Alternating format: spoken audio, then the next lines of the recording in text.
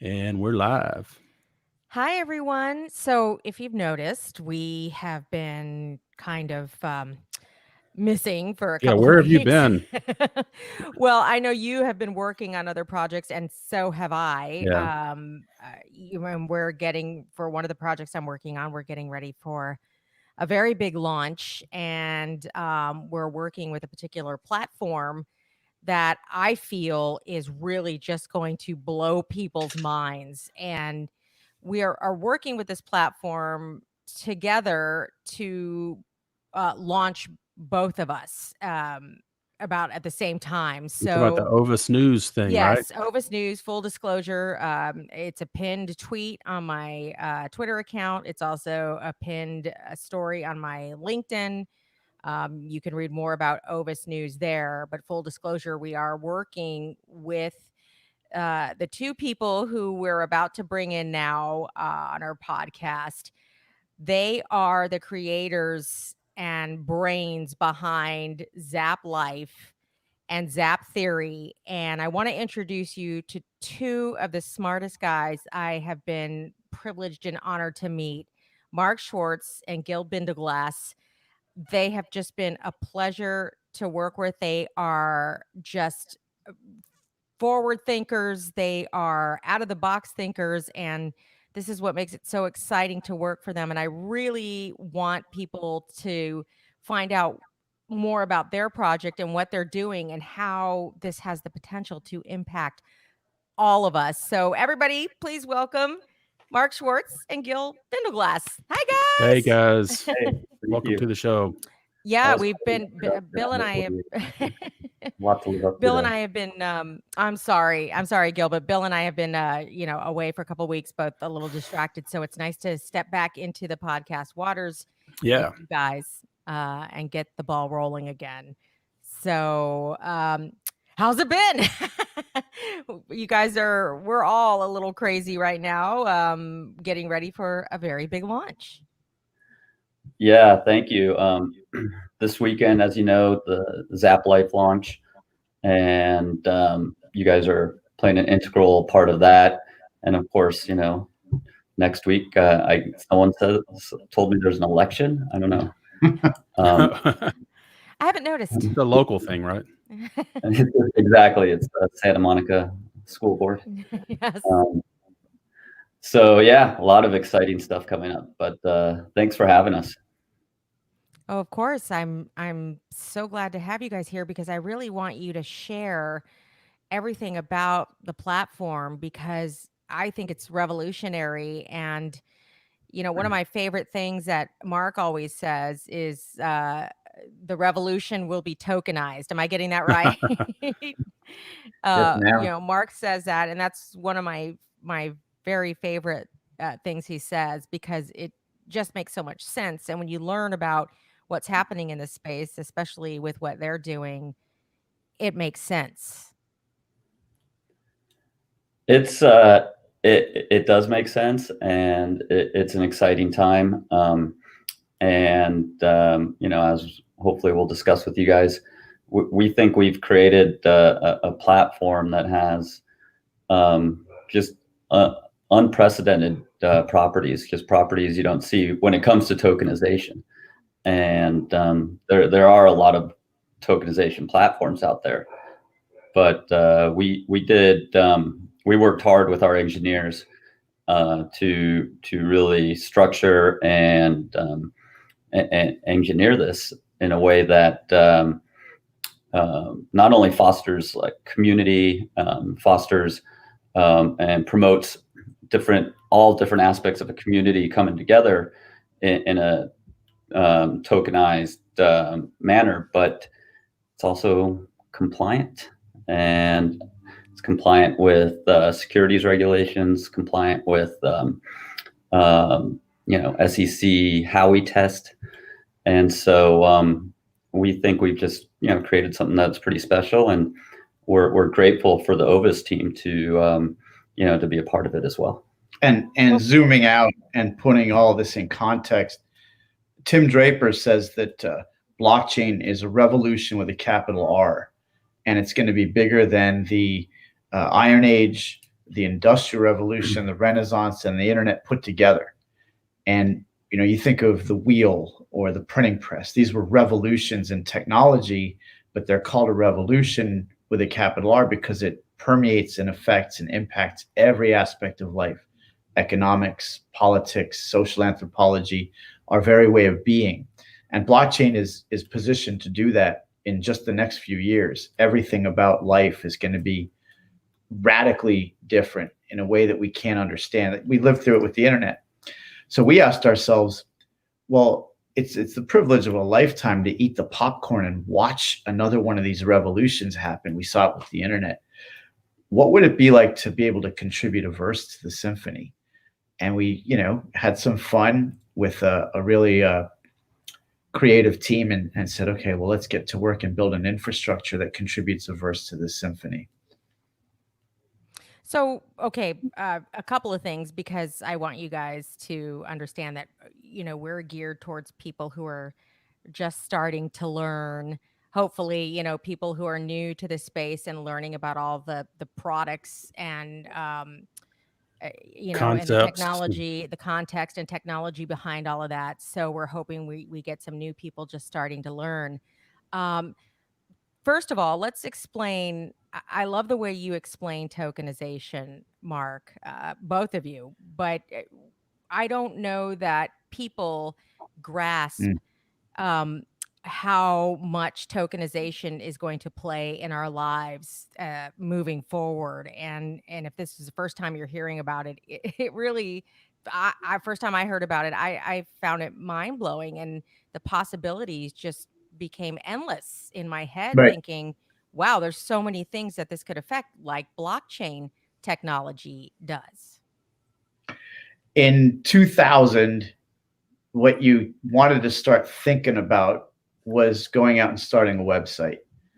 In 2008, maybe you wanted to start thinking about creating a YouTube channel. 2013, an Instagram page. In about 3 years, folks are going to want to start thinking about tokenizing, whether you're a business, you're a personality, or you're a way of life. So you saw a lot of websites starting to pop up in 2000, 2003 about businesses like Toyota or Dairy Queen, about personalities like, the equivalent of a Kim Kardashian back then, and a lifestyle like surfing. You'd see websites about this. Well, flash forward 10 years, and then you see YouTube channels and Instagram pages dedicated to the same proposition. In about 5 years, whether you're Dairy Queen and Toyota as a business, or you're Kim Kardashian as a personality, or you are surfing and bowling or fishing as a lifestyle, you will tokenize. What does that mean? Before Gil and I dive into what that means, whenever you consider the proposition of someone living in a paradigm being visited by someone from the future, and the personality from the future is explaining what it's going to be like, the poor audience is listening to concepts and vocabulary that they've never experienced. What is it like to go to somebody in 1993 and explain a website or Facebook? Like, listen, you need to create a Facebook page. You're going to get a lot of likes and followers, and it's going to uplift your business, and you can post things on your story. And people say, I don't know what these words mean. I don't know what these concepts are. And you're crazy. It's crazy. And Adam Smith in 1776 writes a book called Wealth of Nations. And in that book, he's introducing a new paradigm called capitalism. Actually, the figure who would come to name it is Karl Marx 75 years later. Smith didn't even have a name for it. And he was replacing the prevailing paradigm of the day called mercantilism, which had been in place for 300 years. And Smith had a lot of problems with mercantilism. If you were to try to go to a mercantilist in the year 1600 or 1700 and explain capitalism or Marx's socialism, a mercantilist wouldn't understand the concepts or the vocabulary. Blockchain has the same challenge. So Gil and I will now try to explain What might tokenization feel like? What might it be like if Toyota were to tokenize, or Kim Kardashian were to tokenize, or journalism or surfing were to tokenize? I mean, yeah, to tokenize, the closest analog, the closest analogy is probably like a Facebook page. But when someone on a Facebook page, you create a community of surfers, community of, car enthusiasts. Toyota has its Facebook page, but it's very limited on how people can interact with each other. And when they do, the person who benefits is Mark Zuckerberg. And in a tokenized community, you create a mechanism where token holders who have tokens, they can acquire a token either by buying one, by working for one, by winning one in a contest. And whatever means they acquire that token, they have done so by contributing something to the community. And then you're just getting started. Once you possess a token, there's all sorts of experiences you can experience as opposed to if you don't have a token. And in some tokenized communities, you can even have a financial gain because you can earn some kind of revenue if the community is making revenue. And there's just on and on and on. You can form town halls. You have a vote. You have a voice. You have efficacy in how the community is run. You have you can contribute to the community by making suggestions on how to make it better. And all of these are done only if you have, or they're only permissible if you're part of the community through possessing the token. So imagine, and you hold in your mind three simultaneous propositions. Think of a business like Toyota. Think of a personality like Kim Kardashian, and think of a lifestyle or a pursuit like surfing or fishing. By tokenizing, there'll be a global, decentralized, permissionless community that forms.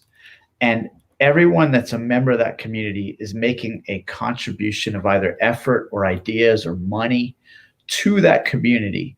The output is that Toyota is going to make more money.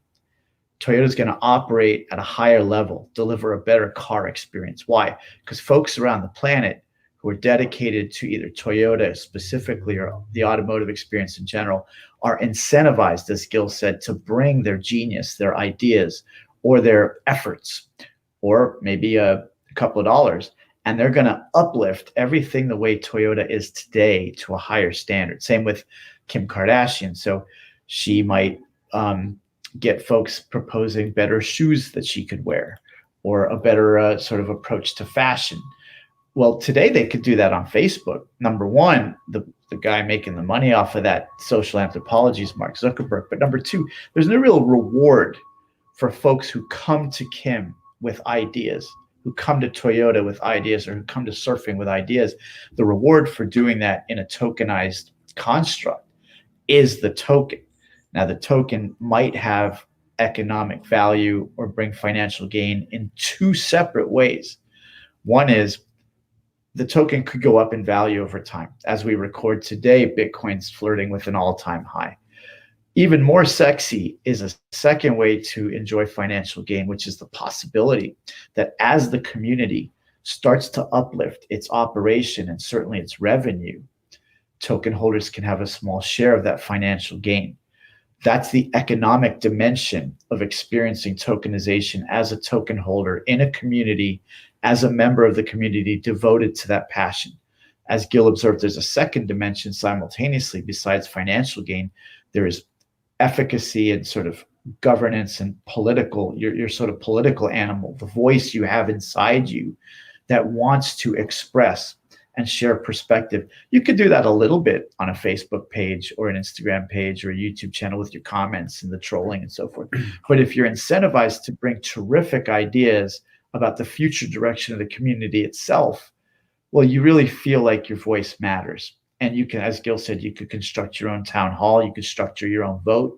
You don't have to wait for someone to structure a vote. You vote on that issue. You could structure your own vote.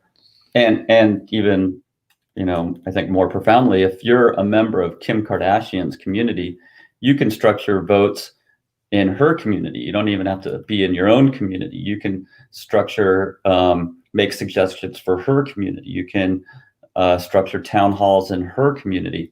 And hey, everybody, what sports bra should Kim wear to the gym today? Red or green, right? Or they have another great idea for her for the workout she should do. Well, you can't do that on a website. You can't do that on an Instagram or YouTube platform. And if you do voice, Mark Zuckerberg and Google are making the money, and you can't get a meaningful reward if your contribution is offering a measurable, substantive, and fantastic value to Kim's way of being. Okay, so this is an example or several examples of tokenization. People also may have heard along the way in the news, or at least crypto-centric news, not so much the mainstream media, but there are other ideas for tokenization as well, to tokenize luxury items like cars and art, and giving people a chance to invest in these types of luxury items where they would have never had that opportunity before. Sure. Yeah, So- I mean, one of the global challenges, I think, is that half the world's population, maybe more than half the world's population, not only doesn't have access to a bank account, they don't have access to financial instruments and financial opportunities that we take for granted here in the West. So, like you said, investing in a piece of art or a piece of property. Well, what if you were able to, quote unquote, tokenize those assets, the art or the property, and you could sell micro amounts to anybody around the globe? All they need is a phone. All they need is a cell phone to be able to hold on to these digital assets. And now you've created an opportunity for Risha in India, who makes, $3 an hour and would otherwise have no possibility of entering into the financial instruments and kind of financial inclusion. And here she can put a few pennies, a few dollars into something that could increase in value and from which she can get a reward. And not only that, once she has acquired some of those assets, she could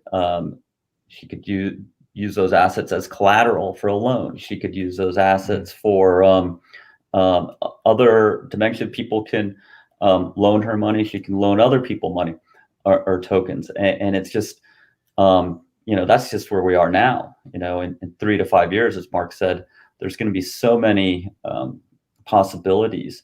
And, there's a big trend right now, or a growing trend in blockchain, is called decentralized finance, or DeFi. And here's another way of circumventing and disintermediating middle parties like banks, who collect, fees, tons of fees, and giving opportunities to people around the globe who just wouldn't otherwise have opportunities for these type of financial benefits. So everything you experience on Wall Street today, whether it's equities or debt, bonds, precious metals, commodities, to get access to that, you need a bank account. You need to go to Schwab or TD Waterhouse, and you need to be pre-qualified. As Gil said, that leaves out over half the planet. Half the planet is unbanked, and no bank will do business with them. Imagine that assets, as Elsa observed, are tokenized. So gold, or a piece of real estate, or a certain stock. Well, now Risha, just with a phone, can buy a micro amount of that asset, and she doesn't have to go through a bank or Schwab. She can just do it in a permissionless way from anywhere on the planet. And now she's in possession of assets that she couldn't otherwise possess. And it works exactly in the reciprocal manner. In this way, Gil and I worked on a project out of Zimbabwe where the endeavor was to tokenize cattle. Now, cattle in Zimbabwe is an ancient, perhaps even primordial form of currency. It's used as for funeral rites and Dowries. dowries in marriage. Mhm. And the value of that asset, if you will, is locked up until the moment of slaughter of the cow. Well, what if you could tokenize the cow, and folks around the planet can own micro amounts of that cow in the form of tokens by either giving money or giving effort, giving ideas, and the cattle is now unlocked for either the tribe or the shaman or whoever's in possession of whoever got it as a dowry. This is not how the revolution ends. It's how it begins. And life will be unrecognizable. I think banks, payment rails that you see in Wall Street, from a global investment bank like JP Morgan to SWIFT and Visa and Venmo, these are going to be quaint anachronisms, or they'll be obsolete, like a horse carriage in Central Park. Very quaint way of how we used to do things yesterday. There are some people, Mark will hold me honest to this, there are some thought leaders in blockchain that say we're going to be seeing the biggest transfer of wealth in human history in the coming years as financial inclusion comes to people around the globe. And I mean, look, I know you guys have seen it, maybe experienced it. I know, we talk about people in other countries like India or countries in Africa, the unbanked people who have no opportunity in the past or didn't have opportunity in the past to participate in the global economy and their own, local economy in certain ways. But there has been here in the United States barriers for Blacks, Latinos, certain groups that haven't had the ability to have even think about having access to things like this, to even have enough money to be able to think about buying stocks or investing in a piece of fine art or investing in a piece of real estate. That's just a far off dream for a lot of people who are living paycheck to paycheck, or, just don't even see that as a possibility. Now, giving the opportunity for people to buy little bits and pieces, as you say, micro, investments into these types of things allows everyone now to do this to their comfort level and levels the playing field. And so, would you agree that this is where we're going to see the great wealth transfer here, and the paradigm shift, and how people bank and finance and invest and that sort of thing, where, many people see that only as, afforded to the very rich and the insider people. Yes, man, that's one of the major elements of it. So the Nokia 1000 feature phone is the most mass-produced object in human history.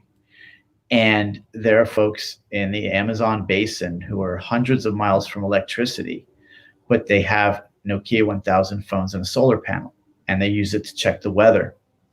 Well, now imagine that they use it to acquire micro amounts of an asset on the other side of the planet. It could be a painting, it could be a piece of land, it could be a stock. And how do they acquire that asset? Well, if they have a couple of, small amount of wealth, they can contribute a micro amount of wealth and own a micro amount of that asset. Or if they have no wealth or no money in a form of, let's say, currency, they can contribute their labor, their ideas, their genius, their efforts, right? Think of somebody who does graphic design, or somebody who just comes up with great ideas. By contributing that to a tokenized community, you get a reward of tokens. Another way in which we're going to experience in just a few years the greatest wealth transfer possibly in human history is an asset that's already out there called Bitcoin. And Bitcoin is about to be 12 years old on Halloween as an idea. It'll be 12 years old on January 3rd of next year as a reality. It is the highest performing asset in human history. It has increased 9 million% in the past 12 years. That sounds hyperbolic, but it's it's not. It's the highest performing asset anyone can 2020. look that up and know you're not, Yeah. blowing Right. things out of proportion. It's absolutely nuts. And the thing about Bitcoin, I mean, people may be starting to hear little bits and pieces in the mainstream media about it, especially with deals that were recently struck, like with PayPal agreeing to, sell and, whole custody Bitcoin and all that kind of stuff. I was actually surprised to see a little 20-second story in one of our local newscasts here about that deal, the PayPal Bitcoin deal. But the same thing with Bitcoin, Mark, in that people can buy tiny little bits of a Bitcoin. They don't have to buy an entire Bitcoin when they see right now, as of this taping, we're somewhere in the 13,000 range per Bitcoin. But you can put down as little as a few dollars and start building that. If you can't buy it, you can earn it. Well, not only I've found that I actually spent about an hour on the phone with my mother-in-law a couple of nights ago to try to explain Bitcoin. And when I told her that a Bitcoin was roughly $13,000, because she was interested in buying some, she was like, oh, like she was just deflated. And I was like, but hold on. You don't have to buy a whole Bitcoin. And I think that's where, I think most people we could imagine we would all know about Bitcoin, but they don't even know that fundamental fact that you don't have to own, that there are 100 million increments of that. And we're still trying to, people are still coming around to it, I guess.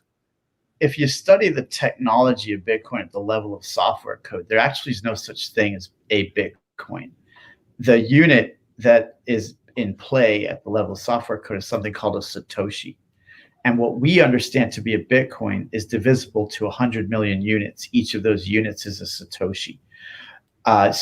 So there's plenty of Satoshis to go around, even if world population were to multiply by 10 or 100. And you can own micro amounts of Bitcoin in the form of Satoshis. And folks, will come at Bitcoin and say, but it's made out of thin air. Where is it? I can't touch it. I can't see it. I can't hold it. Well, 92% of US dollars are digital. There is no physical analog or instantiation of it. We use debit cards, credit cards. We transfer funds. We buy things online. We're not actually physically handing over paper money.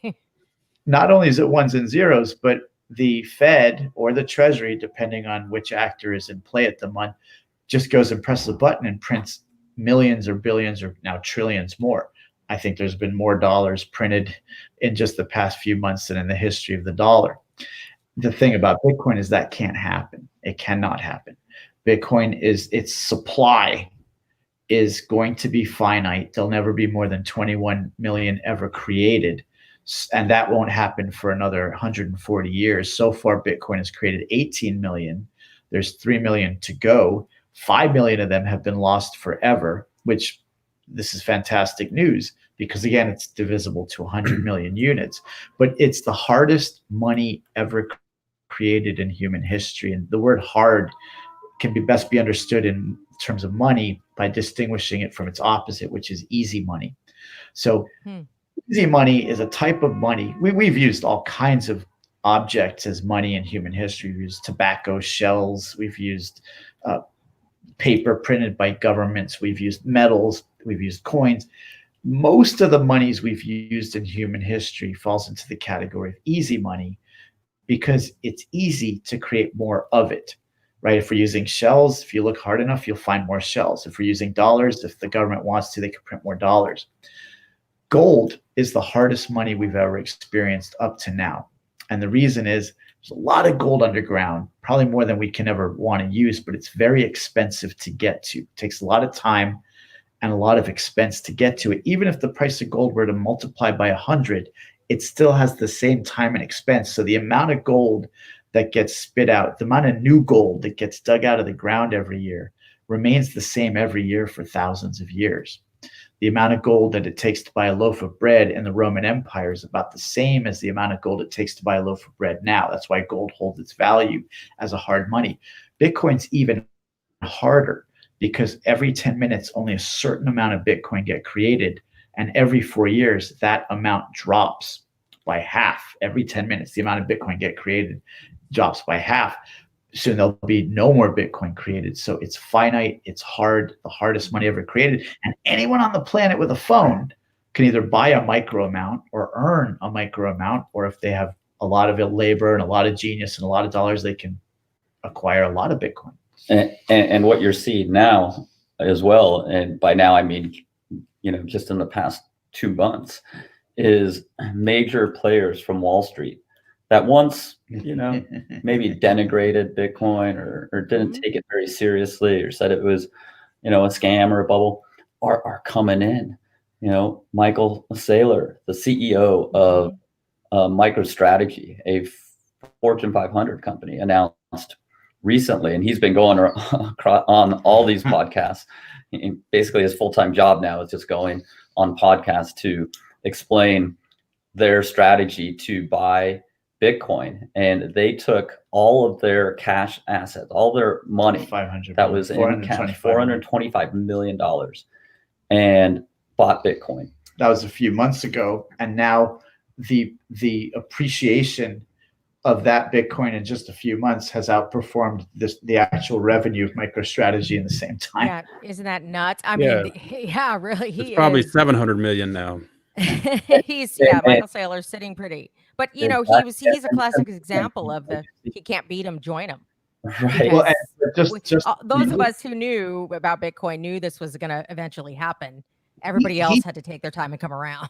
He dismissed Bitcoin just maybe a year or two ago and thought there's nothing to it and there's no value. It's like tulip bulbs in Holland back in the day. JP Morgan, same thing. They dismissed Bitcoin. They said it's a fraud, it's a scam, it's tulip bulbs. But what Bitcoin's history is very interesting. In phase one, it was just a couple of nerds playing with an experiment. And this asset, this digital money, we already have digital money with the dollar. This money on the blockchain with all the values and propositions and qualities of blockchain, it's just a couple of nerds. And then a couple of years later, so Bitcoin's inception was 2009. For 2 years, it's just a few nerds playing around with this experiment. Then came the anarchists, the Occupy Wall Street, and they saw they saw what we're talking about today, and they got in. So Bitcoin's value went from 1/16 of a penny to maybe a penny, and their minds were blown that Bitcoin could ever achieve that. Then came another wave of folks. It was the libertarians, and this was maybe, if the first few were a few 100,000 people, it's a few million people now, and Bitcoin's value went up maybe to maybe $1 or $10. Well, over time, Bitcoin's value kept going up because folks kept starting to grasp the technology.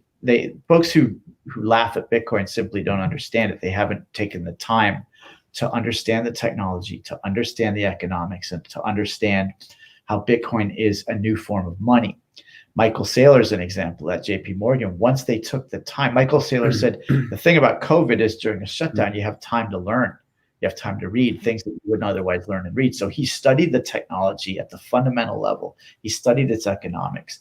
And so, as you guys observed, here come the institutional investors, sort of hedge funds, banks, PayPal, Michael Saylor, right? S&P 500s, and governments. There's an interesting story is several years ago, the government of Bulgaria seized some Bitcoin for allegedly nefarious activity. And then they forgot about it. And a few years later, they checked the hard drive, and the value of the Bitcoin had appreciated to be greater than Bulgaria's national debt. Central banks around the world started paying attention. And there's a high possibility that in the past few years, not just Michael Saylor, right, but central banks of countries around the world have quietly been mining Bitcoin and storing it to be a possible alternative reserve currency instead of the dollar. Since 1944 at Bretton Woods, the US dollar has been the global reserve currency. That's what countries have agreed to. There's a resentment about this. Countries like Iran, Russia, China, a lot of countries don't like this. In 2018, central banks bought more gold than the total amount of gold purchased from 1971 to 2018. In 2019, they bought even more. If it's the case that they're also quietly acquiring Bitcoin by buying it, by mining it, there could be this new Bretton Woods moment where in just a couple of years, a central bank announces that it's no longer using dollars as its reserve, it's using Bitcoin and gold. And then any other central bank that was doing the same by acquiring Bitcoin and gold will make the same announcement. And this is that wealth transfer. We could see the disruption of the dollar, the disruption of Wall Street, the disruption of Visa, all on the same day. Bitcoin is a currency and a payment rail at the same time. That's happened maybe only one time in the history of money. You know, you think of a payment rail like Visa, Venmo, PayPal, or between banks, something like SWIFT. And then you think of the currency that rides on that payment rail, dollars, euros, and yen. Well, Bitcoin is both at the same time. So you don't need SWIFT. You don't need the Bank of International Settlements. You don't need Visa, Venmo, PayPal. You don't need JP Morgan. You don't need Wells Fargo. And you don't need the dollar. So this is that wealth transfer. Folks who possess Bitcoin are on the right side of a disruption. Without blockchain and Bitcoin, the economic system, as we know, is probably going to go through one of its 100-year resets. This happens every 100 years where the currencies crap out. You know, the average life of a fiat currency on this planet, government issued money, is 29 years. And this happens. And look around. COVID accelerated something that was on its way. And Bitcoin could be an alternative global reserve currency, payment system, and store of value for folks. There's 4,000 other cryptocurrencies that each bring their own value proposition. Some of them are scams for sure. A cryptocurrency like Ovis is dedicated to the proposition of journalism 2.0. There's Kim Kardashian coin is dedicated to the proposition of celebrating all things Kim and elevating her way of being. A cryptocurrency dedicated to Toyota, same thing for Toyota, more money for Toyota. And just to expound on one thing Mark was saying, you know, with respect to a store of value, if you think of gold as being the most prominent store of value asset class that exists today, and the market capitalization of gold is somewhere around $9 or $10 trillion. Probably 11 on the other side of this COVID. On the other side of exactly COVID, closer to 11. Market cap of Bitcoin is somewhere around 200 billion.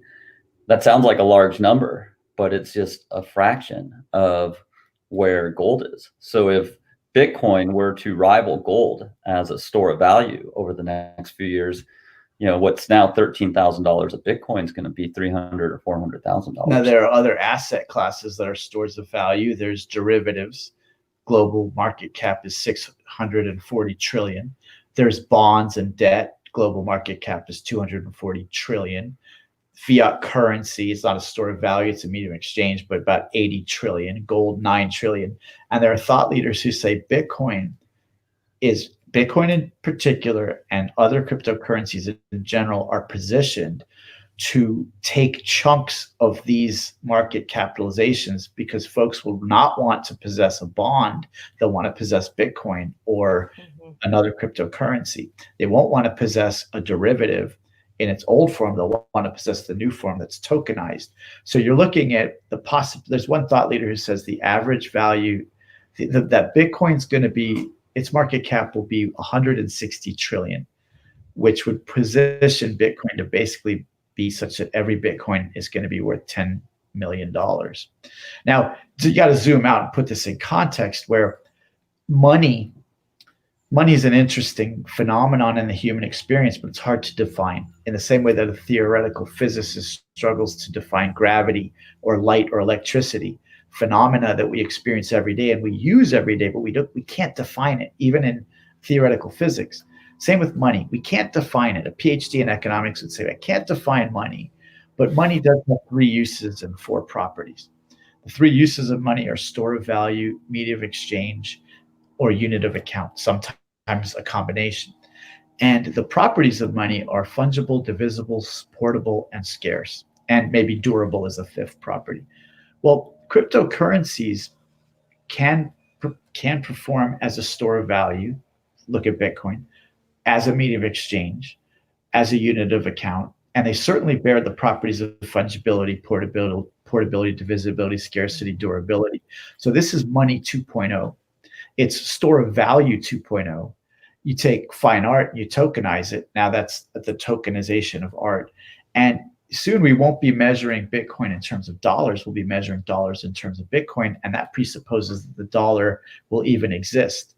The dollar we use today was not born 200 years ago or 100 years ago. It was born in 1971 when Nixon took the previous dollar off the gold standard. He should have given it a different name, because the dollar in 1970 was backed by gold and the dollar in 1972 was not.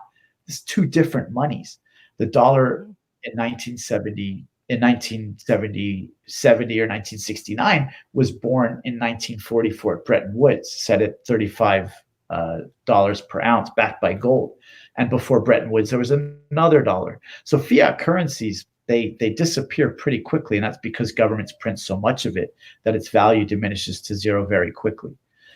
Bitcoin, cryptocurrencies that bear the proposition of lasting hundreds of years or thousands of years, very much like gold.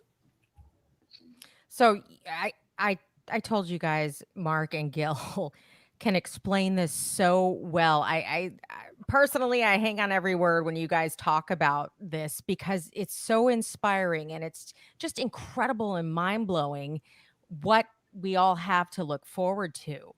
And you guys did a terrific job explaining tokenization and Bitcoin and blockchain and how all these things work. But now let's tie it in, because I really want to talk about ZapTheory and how you've taken all of this information and all of this technology now and have put it into a form of a product to bring to the public. Yes, thank you. So when we set out to build ZapTheory, we kind of wanted to build like a three-legged, three-pronged kind of construct. One, much like what we're talking about here, was kind of thought leadership. A second was storytelling, much like what you're doing, to bring out the stories of the different projects. And then the third was to help facilitate and foster tokenized communities to come into existence, like Ovis, like Zap Life, which is a live streaming app. And so through many hours and hours of contemplation and working with our engineers and our software developers,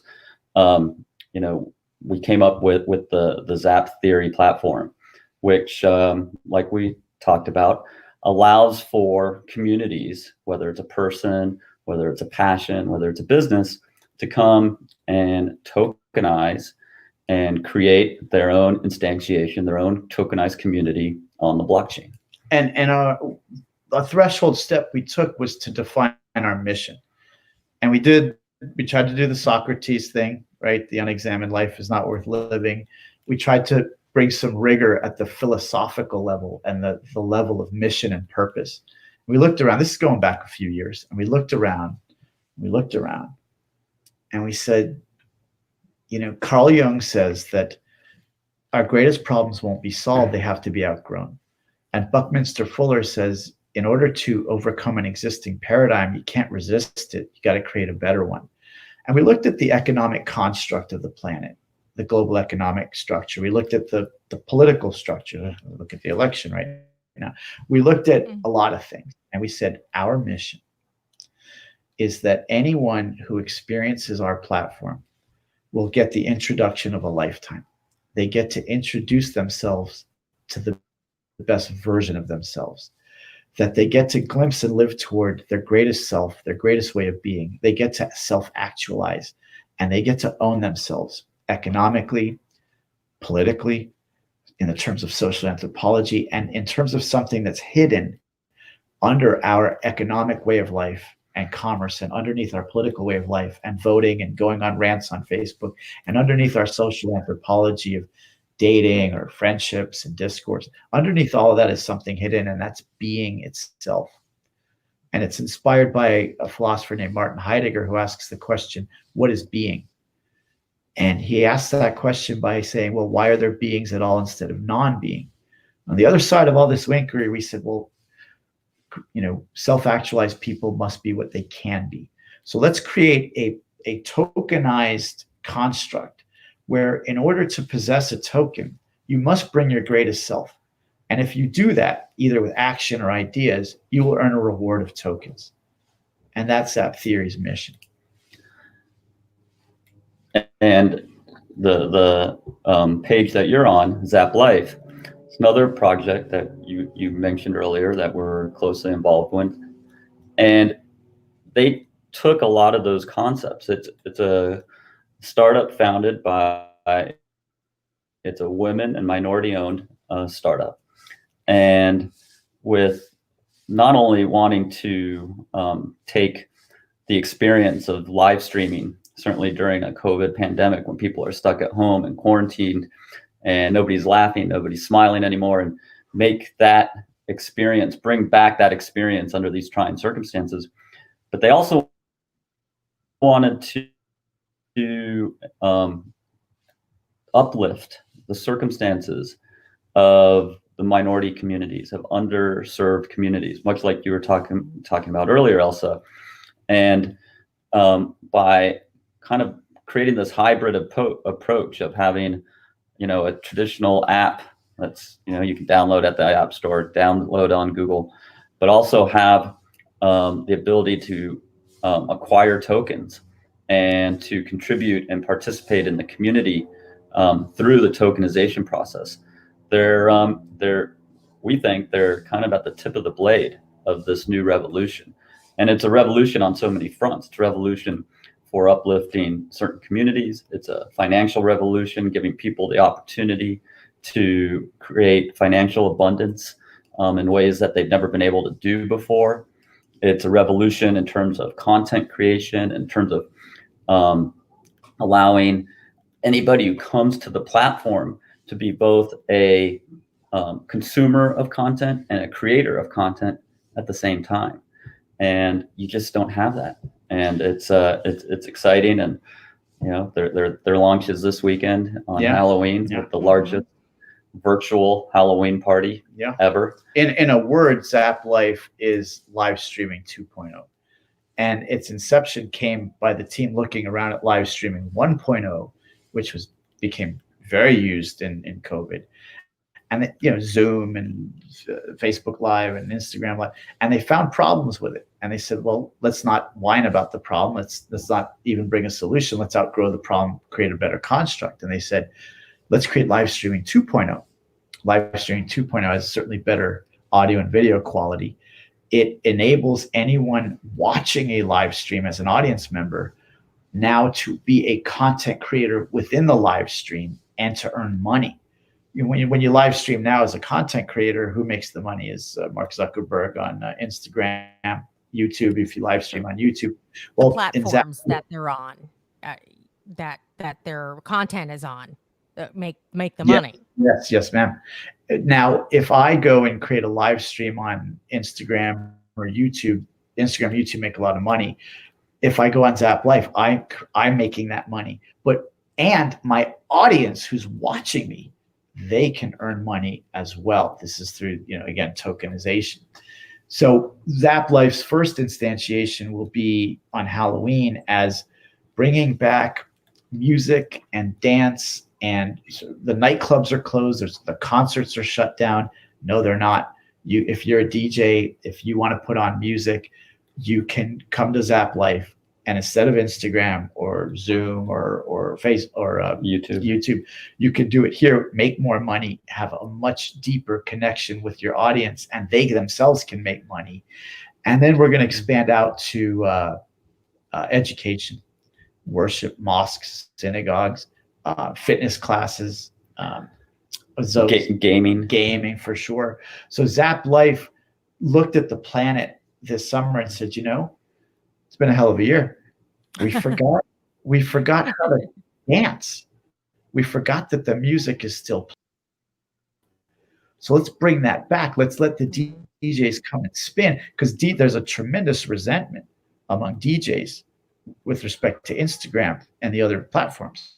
The DJs hate it. They don't want to use it. In fact, they're not using it. So here's this alternative, a greater construct. It's tokenized. And that's not how it ends. That's how it begins, because then you get into education. Even after COVID, and COVID's going to end maybe in a year or two, there'll be no more COVID. Spanish flu took a year and a half to come and go. But on the other side of COVID, we all know that we're not going to go back to the way things were. Ed classes in school, worship, nightclubs, concerts, there'll still be a streaming element to it that folks never thought to use prior. So yeah, we'll physically congregate, but if you're on the other side of the planet and you want to stream in, terrific possibility. Now it's tokenized on Zap Life. Yeah, there's still going to be that convergence of the physical and the virtual experience. So, I mean, last weekend, Zap Life was doing some of its testing, and there was a party going on, a small get-together. Wasn't a party, but a small get-together on the East Coast with some of our team. And I was sitting here Saturday night in my apartment, and they had a DJ playing. They had a host for the party, and they had people streaming through from across the country, across the globe. And you literally felt you were in the party. Yeah, and it was I'll share the same experience for me. When I was younger in school, I liked to go out with the fellas and go to the club, and I was a pretty good dancer. It was, good times. We jumped on a virtual nightclub on Zap Life, and I'm telling you, in my greatest authenticity, it was more fun. It doesn't make sense. Like, there's people on a screen, they're dancing around from their living room. Yes. And people actually dress up, they put products in their hair. Like, it's a thing. And it's got all the sort of bells and whistles of, say, like a Candyland or an Instagram. It feels, and Gil was like, don't tell my mom, but I was doing shots with some young lady. Is there a velvet rope part of this thing? Yeah. Yes, there actually is. you can create your own VIP. You can create your own VIP. And you can make, so if I go to a virtual nightclub on Zap Life, it's not my nightclub. I'm just trying to go in, but I could structure my own VIP in the nightclub and get money for folks to come in my VIP. Also, you want no waiting for the ladies' room now. Which would be very nice. And in the future, in the not so distant future, we're going to add something else that we haven't really talked about, but we're going to add a concept called non-fungible tokens, NFTs. Mm-hmm. So prominent DJs, prominent personalities who are creating vibes or experiences on the Zap Life platform, or someone creating a VIP, will be able to create an NFT to either give to their fans, to sell, to use in any way they want. It could be a prize in a contest. And as you might know, these are digital forms of collectible, digital memorabilia. On the blockchain. And Non-fungible tokens that can be used in the ecosystem in which they were purchased. Is that correct? Exactly. Purchased or won. So think of when we were kids, we traded baseball cards. There's a anthropology in humans where we like to get our hands on collectibles, either for status or store of value. We could sell it, right? There's an emotion, or when you die, you pass it on to your kids. Well, the future of that phenomenon is going to be blockchain, where it's now not a physical card of a rookie player, it's a digital representation. What blockchain brings is it can't be copied, because you could copy digital assets otherwise. You can authenticate its origin and who owns it at the time. So you could create an NFT about anything. And this is going to be, as Bitcoin is surging, right, and Bitcoin's going its way, and cryptocurrencies in general are really on the rise, there's this animal or category of cryptocurrency called NFTs, which are collectibles. And Zap Life is, as we speak, creating NFTs associated with hip hop artists, DJs, rappers. We've shown it to them and they love it. They get it. They were explaining it to us better than Elsa, we'll create an NFT of you and the Elsa NFT. I can't wait to see my playing card. Value is, gosh. You can call my coin. See what my stats are. Nerd coin. So I'm all right. So I get the, because I've, played around with NFTs before, and I don't know. I'm still a little unclear on the Zap platform. So, like, are you guys creating your own blockchain network, or are you writing this on another one? Like, I know some people do NFTs and they have it reside on or traded on Wax, for instance. Right. So ZapTheory is built on the Ethereum blockchain. Okay. And currently ZapTheory tokens aren't NFTs, and they're not fungible. There's something called a hybrid functional token, an HFT. And that's something we developed, and that's unique to us.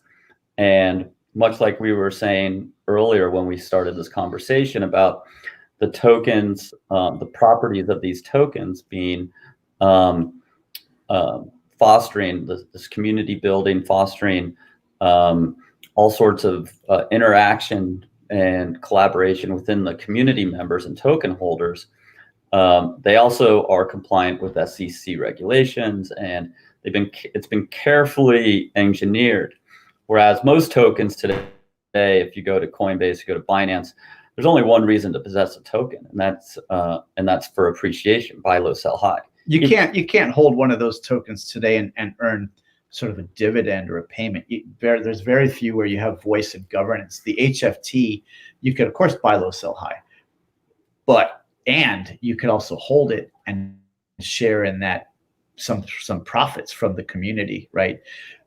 Back to the question about NFTs, for the most part, any NFT on the planet is on Ethereum. It's from an ERC 721 or an ERC 1155. Most tokens out there are from Ethereum in the form of an ERC 20. So ZapTheory rides on Ethereum, and if you want to tokenize a person, a business, or a passion and create a tokenized community, their ERC 20s with this special smart contracts on top of it, as Gil articulated, to bring all of those experiences and use cases and financial gain that you cannot experience with other coins or tokens today. Zap is also bringing at the ZapTheory level for communities, and Zap Life in particular for Nightclub 2.0 NFTs, which also use Ethereum technology. Again, we bring some special mustard on that pretzel, some special English on that fastball to have enable someone who possesses these NFTs from Zap to undergo experiences that you can't undergo by possessing NFTs that you get elsewhere. And just to kind of tie the bow around this, when one does tokenize on the ZapTheory platform, the platform creates 100 million tokens of that community. So every community that is created and tokenized on our platform, ZapTheory, they'll automatically create 100 million tokens. And again, as Mark articulated, those are HFT. The token class is an HFT. It's not a traditional fungible token. It's not a traditional non-fungible token. Based on the ERC 20 with that special which sauce itself that is on the Ethereum blockchain. Okay, so and this takes me to another question about your platform. For instance, when I look at your HFT, on your website here, where we were just reviewing, and I'll pull this up, and I kind of want you guys to walk us through it a little bit, even though most of the viewers won't ever see this, but it helps me sort of navigate it. On your site, you have discover what you call the womb. Which is where you've got these different, what to me look like, I would equate them to like crowdfunding sort of things, crowdfunding. It's like a crowdfunding platform, like a WeFunder or something. And you look at a project and say, oh, I want a piece of that. So is that where someone's going to so I see Quarantine Studio. So they have tokenized their recording studio production company, and it rides on your Zap platform or Zap token? 100%. So a womb, that's the name we chose for a tokenized community. So each community that forms on our infrastructure as a tokenized community, each with its own supply of 100 million tokens native to that community, is called a womb.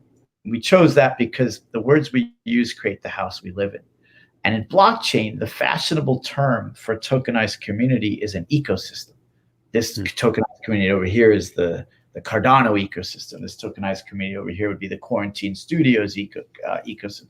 The problem with the word ecosystem is, if you study biology, ecosystems have great things. They have birth and nourishment and life. They also have predators and prey and a lot of sinister behavior. Well, we don't want that.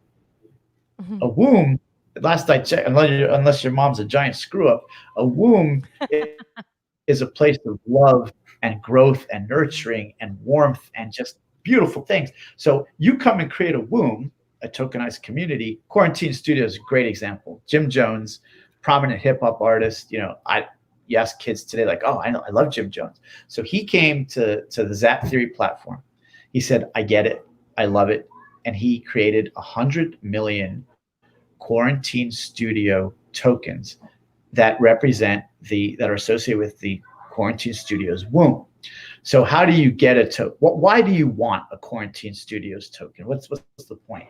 Well, there's 3 reasons at least. One is, if I possess a Quarantine Studios token, not only might it go up in value and I could sell it for a gain, that's old news for blockchain. I can hold it, and every month Quarantine Studios is going to take some of its profits and share some of those profits with the actual token holders. I can make sort of a dividend every month.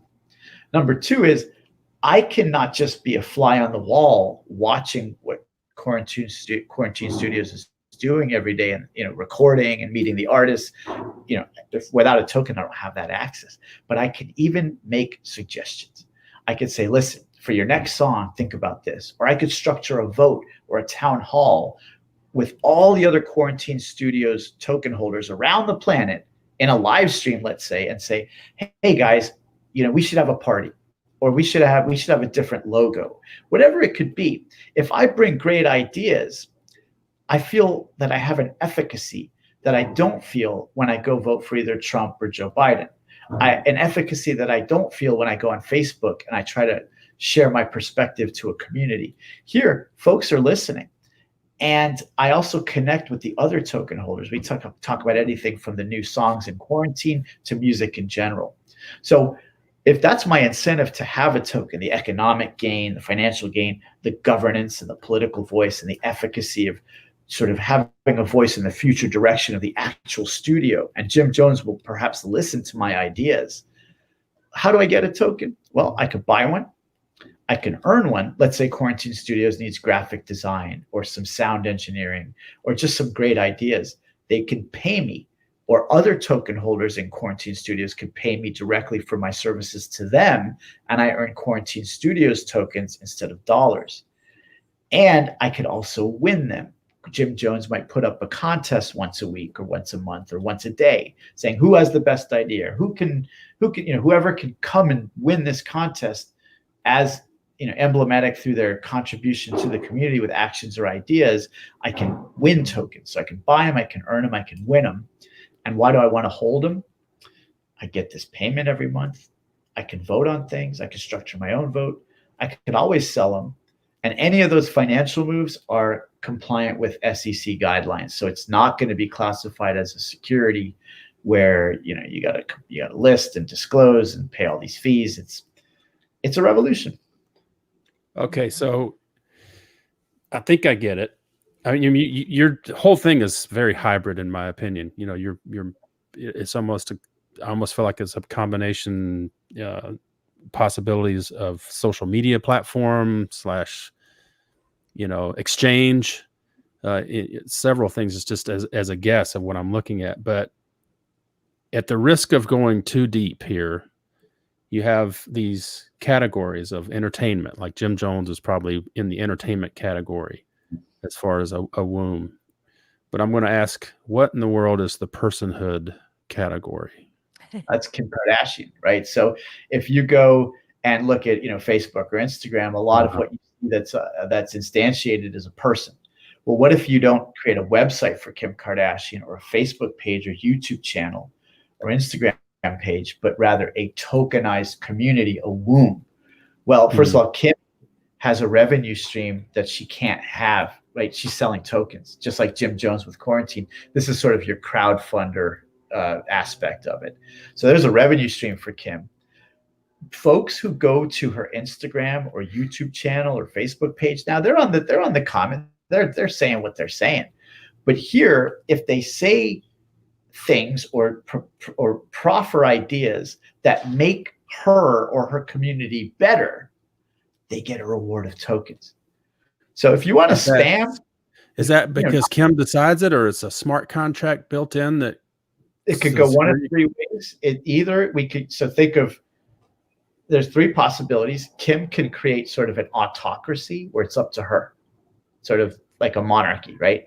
Or you could say, I'm going to step back and let my token holding community make these decisions, and they do it by vote. So that's more of a democracy. And then the 3.0, I love what you said, is it's not Kim, it's not the token holders, it's not even a human, it's a piece of software called a smart contract.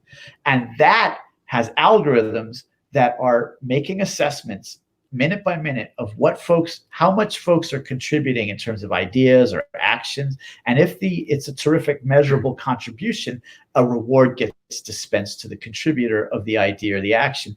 What you've just defined is something called a DAO, a decentralized autonomous organization, which in blockchain is still only an idea, but that's where you got to start. And we would basically, if Kim Kardashian wants, she could turn her womb, her tokenized community, into a DAO, and it's the future direction of the community, as well as whether and how rewards are given to folks for their contributions, are disintermediated. There's no longer people. It's smart contracts and software that make those powerful choices. And just to add to that and expound on something Mark was talking about earlier with Quarantine Studios and Jim Jones. So Jim Jones is going to be creating NFTs. He's going to be selling them, digital memorabilia, digital collectibles. Yes. And not only that, he's going to have his own channel on Zap Life, where Quarantine Studios will live stream its studio sessions.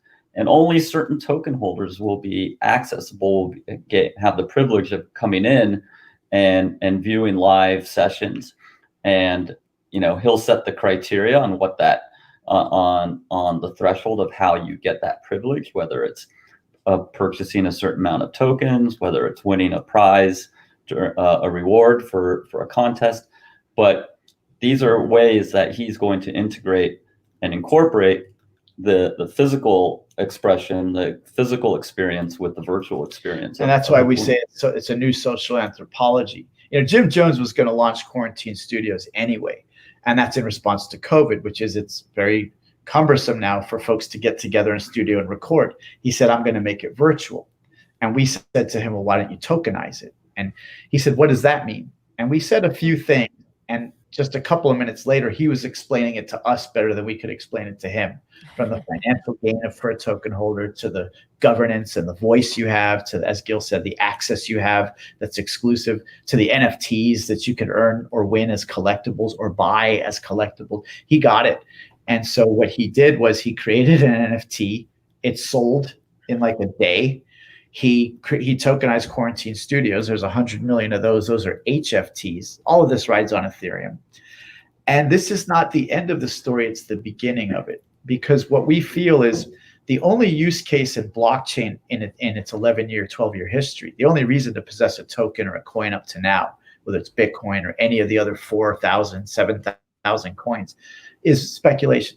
Buy low, sell high. That's about the only thing you can do with a token or a coin up to now.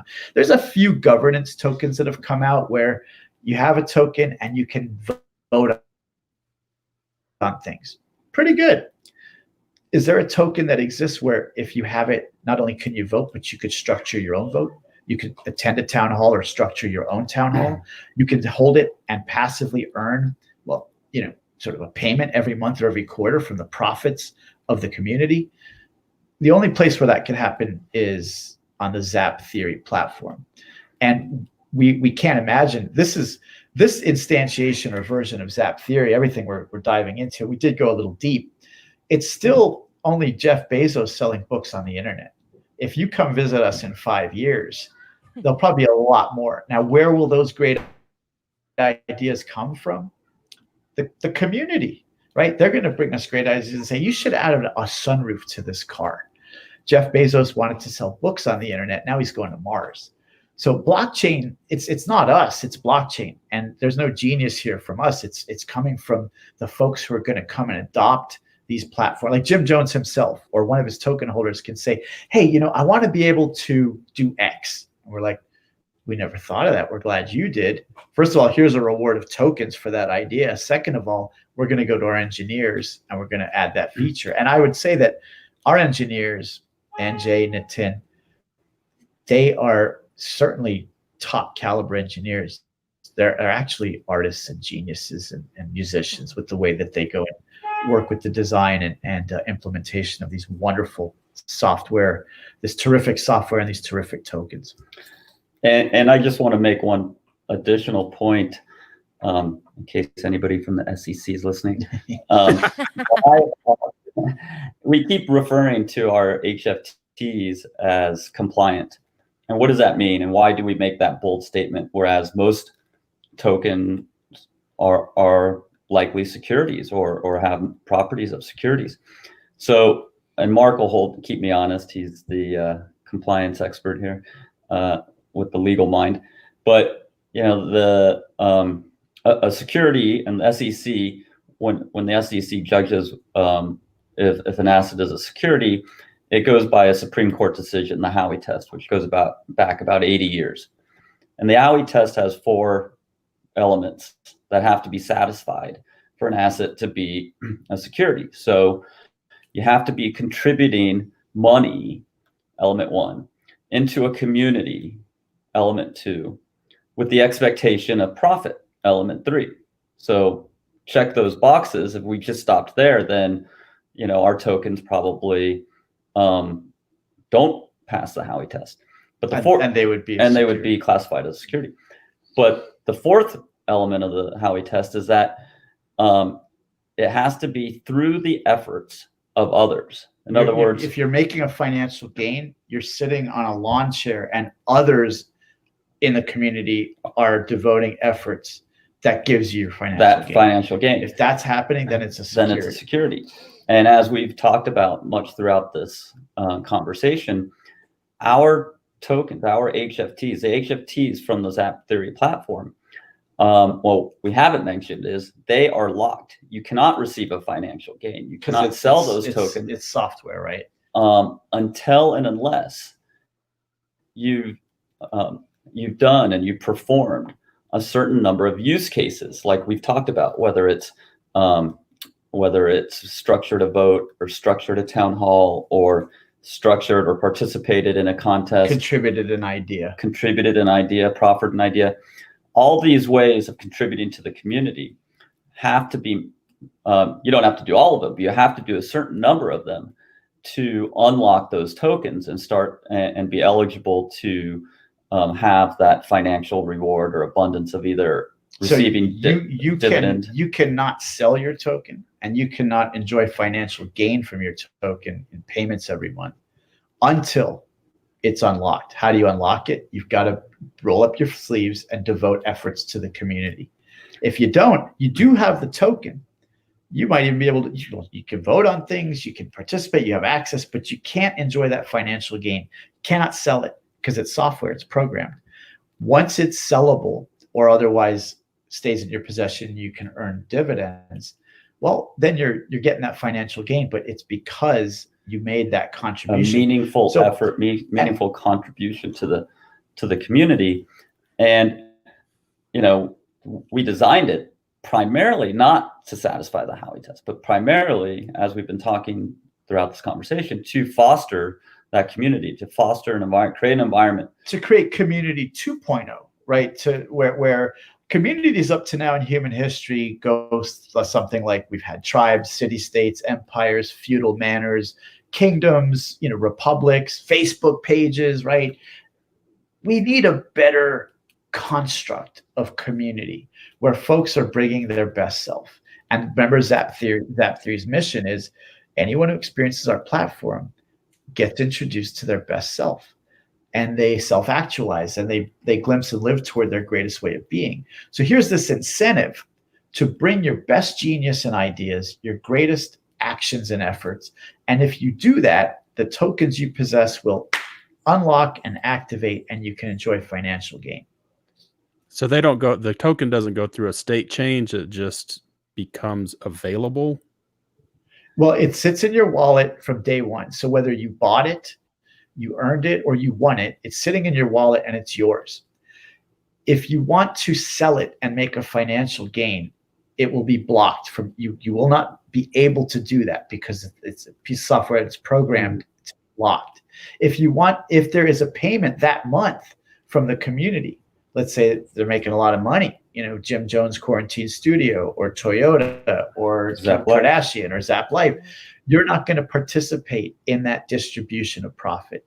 So the minute that you've done enough contribution, ideas, voting, whatever it is, it will unlock. There's a smart contract that's measuring at all times your performance to the community. And the minute it hits a certain threshold, and it's a very transparent threshold, something like 32 use cases, boom, it'll unlock. And now you can sell it. You don't have to go to Binance. You don't have to go to Uniswap. You could do it right on our platform. You could sell it, or you could hold it. And next month, when there's a share of profits, you'll participate in those. And it comes straight into your wallet as ETH. So the profits don't show up in your bank account because we're not just banking the unbanked, we're unbanking the banked, right? You hold wallets and you possess digital assets on the blockchain. Now you don't need a bank account. You don't need wire transfers and Visa direct deposit. So you're going to get ETH every month that's coming from the profits that the company made. Even if the company made the profits in dollars, they converted to ETH and they dropped that ETH into the wallet to the token holders who have unlocked their tokens by devoting these efforts. So it really is incentivized social interaction.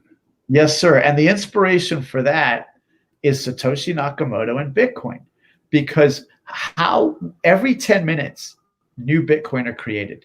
In the first 4 years, every 10 minutes, 50 new Bitcoin were created. In the next 4 years, from something like 2012 to 2016, every 10 minutes, 25 new Bitcoin were created that never existed before.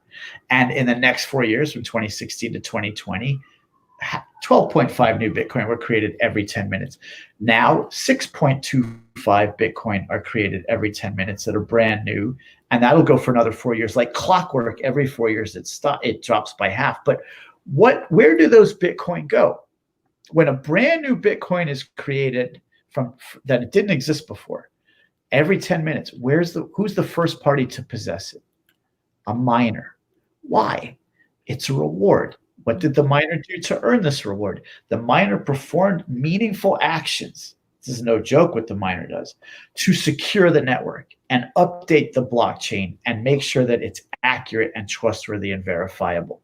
So that's something called the Cantillon effect, it's named after a French-Irish philosopher from the 18th century. And the Cantillon effect is a concept in economics that asks a fundamental question that most of us go our whole lives never asking, which is, if you look at a currency supply, think of the dollar, think of Bitcoin, there's a supply of this currency. As new money is printed, new dollars get printed or new Bitcoin get created, where does brand new money go first? Who is the first party to possess the next dollar that gets created or the next Bitcoin that gets created?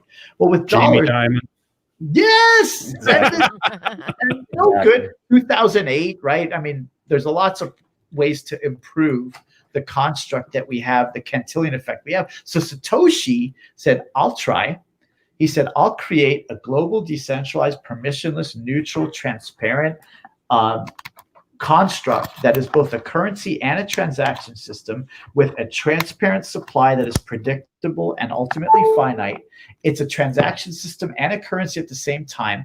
And the parties that contribute to the security and performance of this system get a reward. What's the reward? The actual native digital asset, the native currency to this system. What's it worth? At inception, a Bitcoin was worth 1/16 of a penny.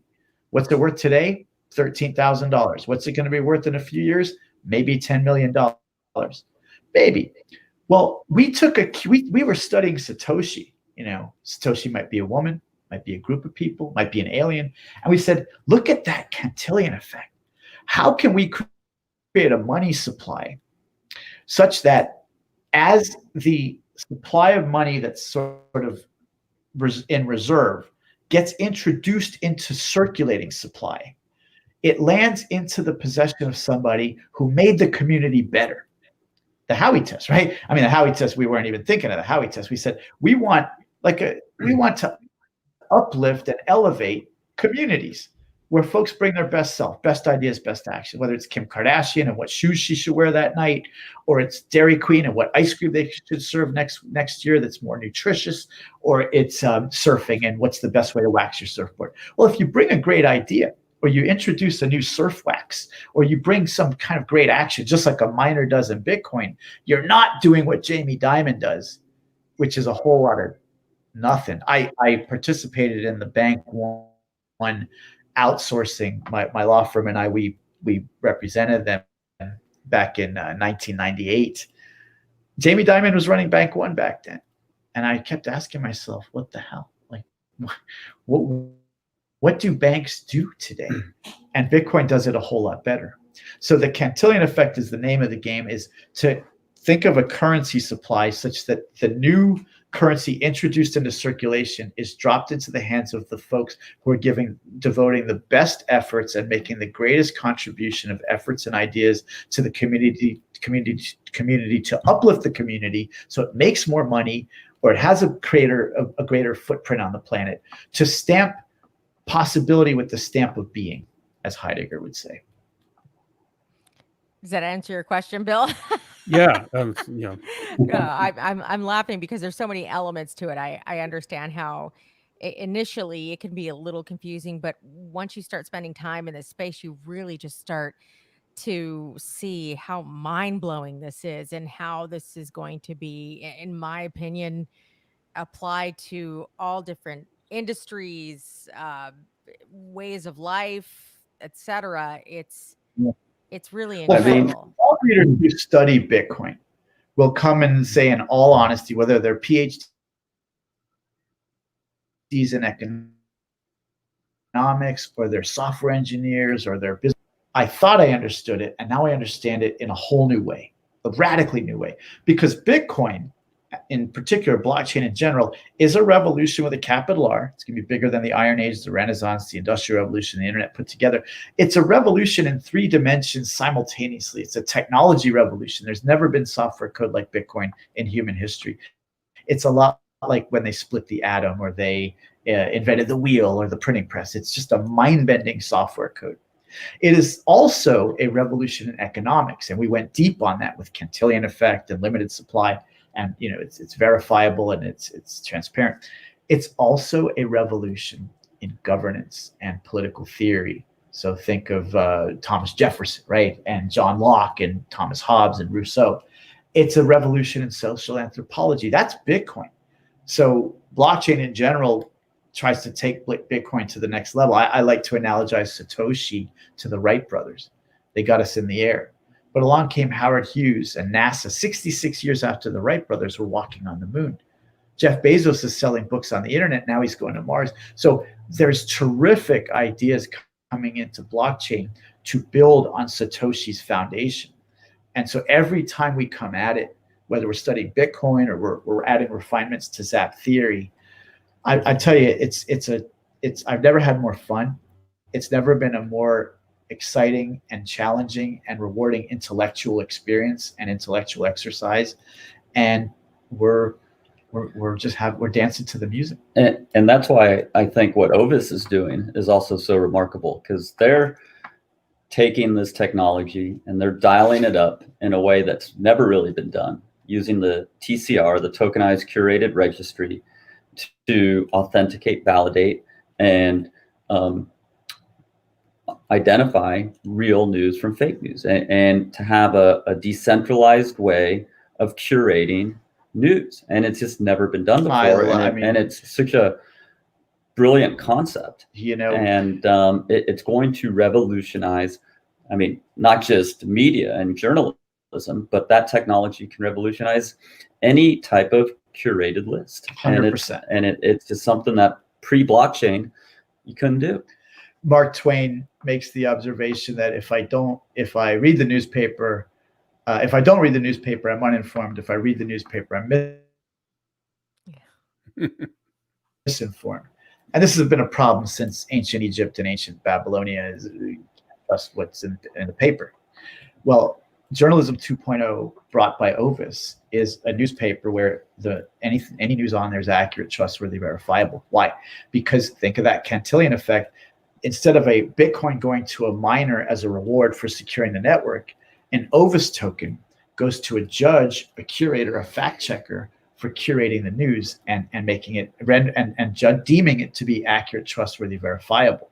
You just earned a token for doing that. And because it's distributed around the globe, you can't compromise. You can't.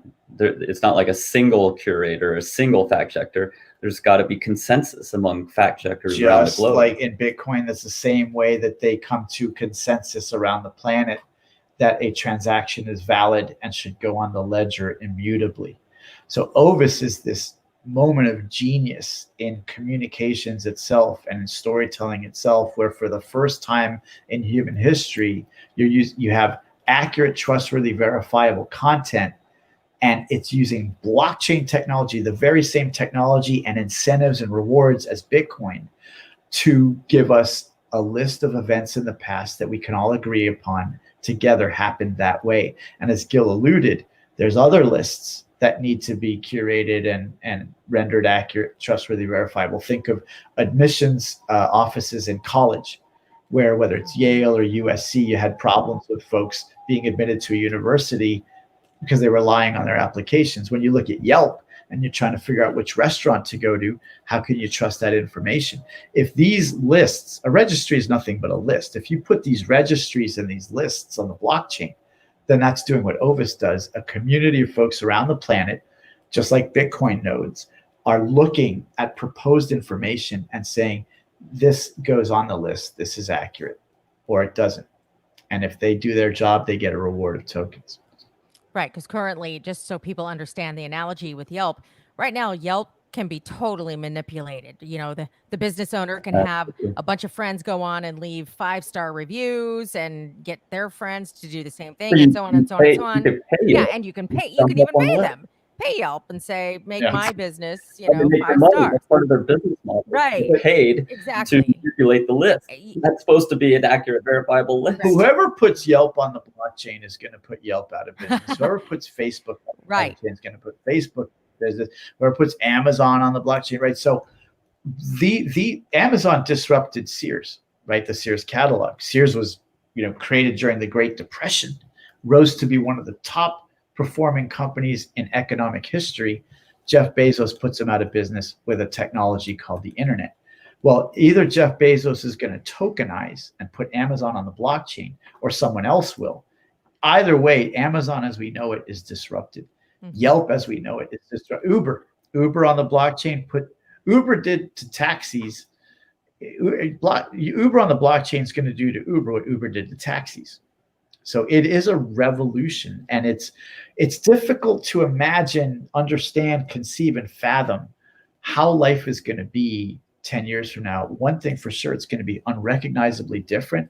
We already went through that with the internet. Just about every aspect of life, including this conversation, is radically different than 1973 or 1993 because of the internet.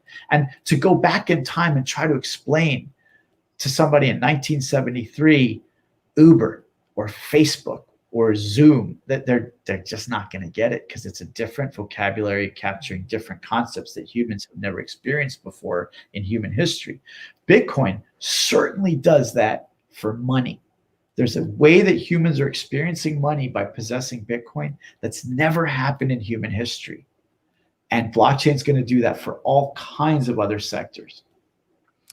You show me a money in human history where I have some of the currency, and I can instantly know how much of that money used to exist, how much exists now, and how much ever will exist, down to the penny. That's never been the case. You can do that with Bitcoin. You don't even have to have Bitcoin. You can go on your phone and see how many Bitcoin existed 10 years ago, 10 minutes ago, how many exist now, and how many will exist 10 minutes from now or 100 years from now. That's just one way in which Bitcoin is a revolution. Another it's a database, it's a ledger. So every one of these transactions is automatically, immutably kept in this ledger. Show me a ledger, a financial ledger in human history, Visa, Jamie Dimon, a bank, where you can look at that ledger and it cannot be changed. And it's agreed by the community that those are exactly the transactions that happened. Bitcoin's never been hacked in its 10-year history, 11-year, 12-year history, never been hacked. You can't say that about the Department of the Defense or the FBI. In this conversation, we've all been hacked. Our bank accounts have been hacked since this conversation started. Bitcoin is also the first time in human history that two parties can exchange wealth using an asset without an intermediate middle party, such as a bank to print the money, or a government to print the money, or a bank to store the money, keep a ledger. It's just Alice and Bob exchanging wealth using an asset with no middle party. This is mind-bending. This is, as Raoul Pal says, who's a highly regarded thought leader in economics and investment. 30 years he's been through the 2008 crisis, the Asian financial crisis, the 2001 bubble. He says that everything that we understand about economics is about to change radically because of Bitcoin. So that's Bitcoin with finance and currency and banks and money. Well, blockchain is going to do that to journalism. Ovis is doing it to live streaming and music. That's, Zap Life, and that's Quarantine Studios, to movie making, to Uber, to Amazon. Anything that we experience is probably eligible for tokenization, whether it's a passion like surfing or fishing, whether it's a personality like Kim Kardashian, or it's a business like Dairy Queen or Toyota. So, Bill, any other questions? I told you, I really feel like Gil and Mark, first of all, you spent an enormous amount of time explaining this for people who are going to listen. And I really feel they'll be better off when they do hear what you have to say and how you break it down, and how we are going to envision our financial futures and just our future in general. From this point forward. I can't tell you enough how much I appreciate that Ovis, our tokenized news organization, is going to be your official TCR news site. And I just feel really honored that we are taking this journey with you guys. So, again, full disclosure for everybody, we are a partner with ZapTheory, and we look forward to working together for many years to come. But it's going to be mind-blowing for even those of us who are learning about this now and being part of this, because we're still considered early, I think, in this journey. I think it's going to blow our minds, even in just 5 years, what we're going to see. I mean, first of all, we're all learning. Second of all, to your point, we're in the dial-up phase of blockchain. It's just at its infancy. Who knows what 2, 3, 4, 5 years down the road, and finally, the privilege is really on us to be able to collaborate with you and Linton and the whole Ovis team. It's been amazing. It's just we're humbled and honored to be able to work with you guys and really be able to contribute to this mission that you're on, to create accurate, trustworthy, verifiable news. And it's something that the world needs. And we're just fortunate that we've been able to play a small role. Likewise, we feel like the small role, but thank you guys so much, and thank you for spending this much time to explain to everybody listening what this is all about. Absolutely. Thank you, guys. I enjoyed the conversation. All right, you guys, take care, and we will check in. By the way, do you want to tell people what's going on with the launch before we go, so they know where to go on Friday and Saturday night? Sure. So first of all, go to your iPhone, go to your Android, download the Zap Life app at the App Store, at the Google Play Store. If you want to find a little bit more information on Zap Life, you go to zaplife.social. That's their website.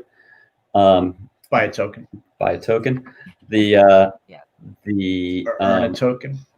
Win a token. The event Halloween festival starts this weekend on Friday evening, and there will be events throughout the weekend. I think DJ Envy, Jim Jones, they're going to be performing. There's going to be a all women DJ list, I think Saturday or Sunday, where it's all women DJs, which will be really cool. I actually did see so that one totally caught my eye. I can't wait to see that one because that one, I'm just checking the date on that one, but I thought it was Saturday night, but it's probably Saturday night. And I'm telling you, put products in your hair, put on costume contest. Halloween is not canceled.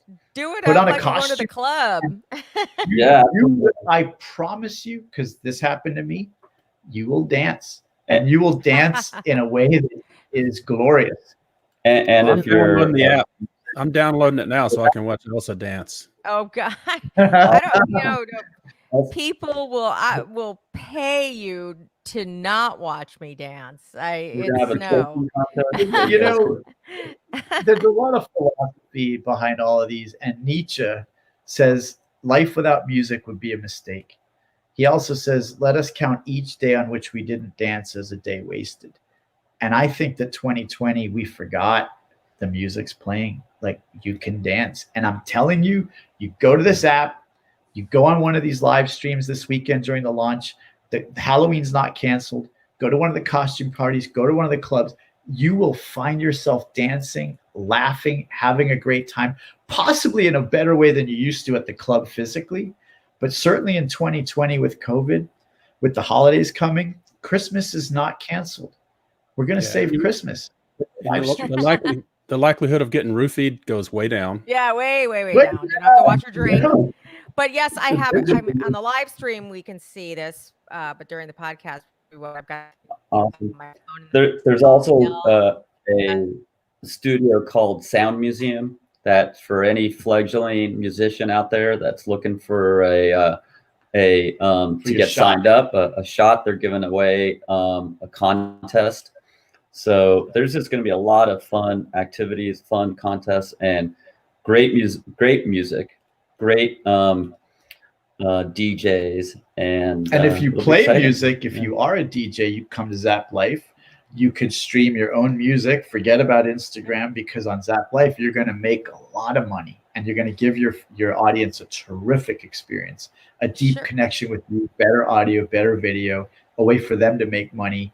And there's terrific use cases that you just can't experience right now with your phone or in real life. It's going to be a great time. The all-female DJ lineup, by the way, is Friday and Saturday on here. Of course, you get into the party free, but if you want VIP status, again, this is how we talk about engagement. There's a certain amount of coins you have to spend to get into the VIP section. And just to clarify, all the in-app purchases it's a virtual currency. Those are not cryptocurrency. Those are virtual currency on the in-app and goes through the Apple App Store or through Google. So those are just like any other game, any other app that has virtual currency. The cryptocurrency is the other part that sits on the ZapTheory. The blockchain currency underneath Zap Life is if you want to make money if you want to share in Zap Life's profits. If you have a voice and you want to contribute to the future direction of live streaming and Zap Life and where should we go with worship or education, you must have a token. And if you bring great ideas and efforts, you're going to get even more tokens. Every time you have a token, of course, you could sell it for gain, but you should probably hold it, because Zap Life's going to make terrific profits right away. And we share that with anyone who has a token. I think that it's going to be a fantastic new chapter. We're going to have a lot of fun. And that's the main event, is to have fun and to look at 2020 as an opportunity to create our best self and to dance and to listen to that music and to be the music. Right on. Again, guys, thank you so much. I'm so looking forward to seeing you guys virtually Awesome. Thank you. Yes. this weekend. And thanks again Or so you know much. what? You can structure your own VIP and maybe you'll let us in. I'll pay you. Of course, you guys have VIP access forever. So Nice. absolutely. Nice. All right, you guys, thanks again. Right. Everybody check out ZapTheory and check out our party on Zap Life this weekend, Friday and Saturday. Come join the party. The revolution will be tokenized.